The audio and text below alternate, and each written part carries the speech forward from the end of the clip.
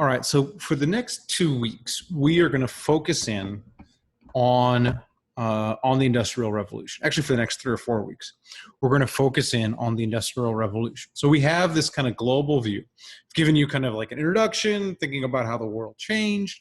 I gave you kind of these big, broad overview of the various explanations for growth. But now we're going to focus in on this instance where, for the first time, sustained economic growth is realized, and that is the Industrial Revolution. So, once you realize how this is really the most important event in human history, probably, maybe outside the agricultural revolution or the adoption of agriculture, but I mean, like, this is, if we go to that hockey stick graph, like, this is the moment where everything changes. And once you start thinking about it, well, maybe this is me, you can't stop thinking about it, because it's like, what's going on here? So in every human society, for thousands of years, it doesn't happen. We don't have this sustained growth. And then boom, it happens here in England in the 1700s. They get sustained economic growth for the first time. So what is going on? What is different? Why this time period? Why this place? Now, unfortunately, we're not going to be able to give like a actual answer to that question, because it's obviously multifaceted, very complex. We don't have a laboratory like the what are they called? Physicists, like the physicists do, or the chemists do. We just have history. So there's a bunch of different theories out there. Obviously, in this class, we're going to focus on the institutional theory, which is the one I find most compelling. But that actually comes in a couple weeks. What we're doing this week and the next is looking at kind of the other advantages England had. So England has kind of this whole host of advantages that may have helped it industrialize, may have helped it be the first country to have sustained economic growth. So in this lecture, which is a long lecture, I'm going to go through, here's a bunch of other things that were going on at that time period that may have helped England. And hopefully there'll be some lessons here about developing countries in the present. But these are each one, there are 5 of them. Each one is, I think, very interesting in its own right, just to think about what's going on in each of these cases. Okay, so the kind of the 5 advantages that I've identified through the literature are: 1, the Malthusian Dynamics, which we talk about Malthus. So there's something special going on in Western Europe. Religion, what's going on with religion? We have, of course, the overseas colonies, which get a lot of excuse me, which get a lot of coverage in terms of colonialism, imperialism, all that. But we'll see what specific advantage they may have had. And also remember, England doesn't have the best colonies. It's really Spain and Portugal that has the best colonies. We'll talk about the Enlightenment, and then there's actually an interesting story going on with transportation. So let's start with the Malthusian Dynamics. Okay, so remember, this is based on this paper by Voigtlander and Voth. Voigtlander, who I believe is still at UCLA, great guy, super, super nice guy. Voth, not so much. No, I don't know. All right. So really, this is a famous paper, Malthusian Dynamism and the Rise of Europe. If you're interested, give it a read. Give it a read right before bed if you're sleepy. Okay, so what is covered in the paper is Western Europe is actually richer right before the Industrial Revolution than the rest of the world. So by the time we get to that 1700s, it's a little richer than everywhere else. Remember, most places are poor.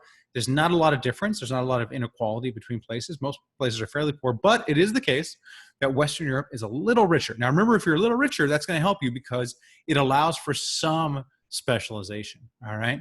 And so Voth and Voigtlander really suggest this is due to Malthusian Dynamics, okay? All right, so how are we going to measure? We go back in time. You have a bunch of different problems, okay? In terms of, like, how are we telling how rich places are, what GDP is? It's not like we have, like, nice, good data sets that we have in the present, all right? It's not like there's GDP itself, the concept of GDP is only invented in the 1930s. So we don't really have, like, these nice, clean data sets that we can go pull. So we kind of have to look at other sources. So one thing we could look at this is not what we're looking at here, but it's just of interest. People find it interesting, is height data. So the taller people in a society are, on average, that suggests they are richer because they have more nutrients. So the more you're fed in utero, the more you're fed when you're really, really young, the taller you're going to be. So we can use heights. If we can get heights, that will give us a proxy for how rich a society is. In fact, you could plot the height data of various countries and you can see them develop. You can see the heights go up, right? If you look at the Japanese height data, you can literally see a dip in World War II and then it comes up. And so this is just fun stuff that economic historians do. They literally dig up skeletons, measure the skeletons, write down, okay, this person died in 1372. They were this tall. Let's add this as a data point. So if that's something that you find interesting, maybe economic history is the field for you. Other thing we can look at, though, is urbanization rates. So if we have a rough idea of the size of the population and the size of the cities, how many people live in cities relative to the population gives us an idea of wealth. Okay, why is that? Well, if you have people living in the cities, what does that mean? Well, it means they're not farmers. They are doing something else. They're tradesmen, they're craftsmen, whatever they're doing in the cities, okay? And so in order to support a bunch of people living in the city, that means your agriculture has to be productive, very productive. So urbanization is going to be a proxy for agricultural productivity, which is going to be a proxy for wealth. Remember, the primary source of land, or primary source of wealth is land. The more you're getting out of your land, the wealthier your society is. So we can look at urbanization rates to tell, okay, how well is this place doing? Big cities in this time period suggests that this society is richer than a society that has no cities. And so what we can see if we're comparing to China is the urbanization rates are steadily increasing over this time period before the Industrial Revolution, suggesting that Europe is getting richer in this time period, especially relative to China, which, if we had to put money on who's going to have the Industrial Revolution, we would put money on China, given kind of the advantages China has and the level of technology it has, say around 1500. So it tells us something's going on in Europe. They're getting richer right before the Industrial Revolution, which is going to allow for some specialization, some experimentation, which will help them in the Industrial Revolution. So what is going on? So remember, this is the Malthusian world. So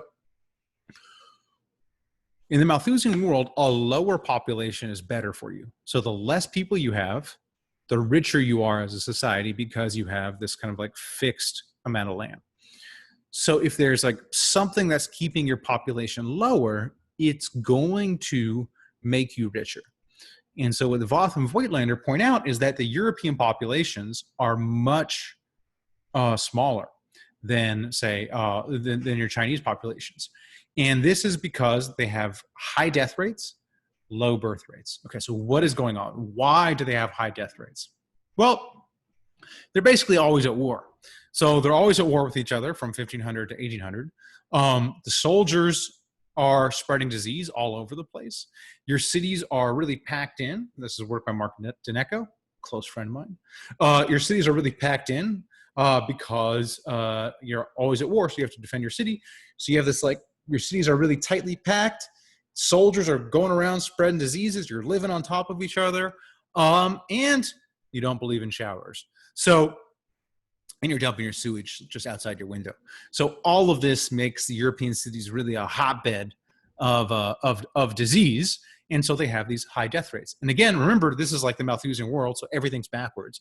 Those high death rates means you are richer because there are less mouths to feed. So as a society, it actually means you are richer. Birth rates, this one's a bit of a mystery, but Europeans have low, very, very low birth rates relative to the rest of the world in this time period. Maybe it has something to do with the no showering. Who knows? Voth and Voigtlander point to another explanation, which is that Europe has kind of weird marriage patterns where people are marrying much later than they do in other societies. So they're marrying, around age 25 to 28, which is late for this time period. Now, the origin of this late marriage is unclear, but the result of it is not unclear. It's clear. There's going to be less birth rates. I mean, if you're married for a shorter period of time, essentially you're cutting out, about 8 years of a woman's fertility. So if she's, marrying later, we're cutting out those 8 years where she is fertile. Therefore, you're going to get less kids.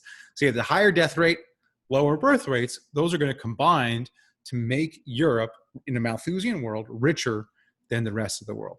So Voth and Voigtlander suggest the reason they marry later is because of the Black Death. People get used to eating meat because essentially the population is lowered so much people could afford to eat meat because their wages go up.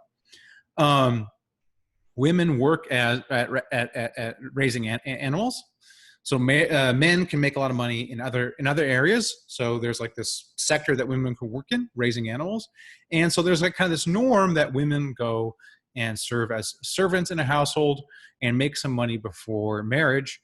During kind of these what would be prime marriage years in other societies, age 17 to 24. Okay. And so basically, it's like, according to Voth and Voigtlander, it's almost like the Black Death kills half the population, kind of sets off this new normal where we're going to have lower populations. That in turn makes Europe a little richer. It sets into a pattern like, hey, women should marry later. They should build up this income before marriage. We have this late marriage pattern combined with the fact that we're constantly fighting with each other and we're not showering. And that's going to spread disease. So that's the Voth and Voigtlander story. All right, next up, we'll take a break here for the next one, which is all about religion.